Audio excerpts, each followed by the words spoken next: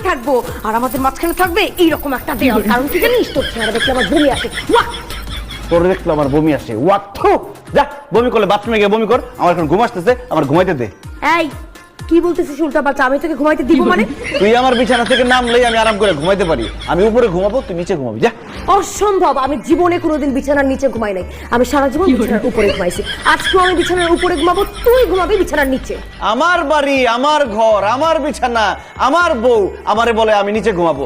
অসম্ভব, আমি উপরে ঘুমাবো, তুই নিচে ঘুমাবি।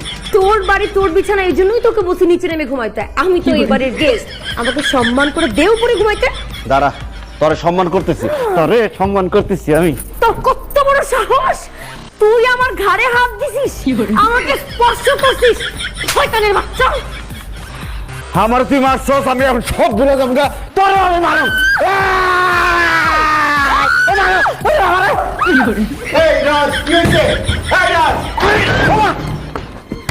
রাজ কি হয়েছে তোর? যখন আব্বা কাঠ ভাঙা নিচে পড়ে গেছে। কি করছস? বাসর ঘরের খাট ভাঙা বলাইছস। বাবা রে, আর যাই করস না করস, সরকারের কথাটা মনে রাখিস। ছেলে হোক মেয়ে হোক, দুটি সন্তানই যথেষ্ট।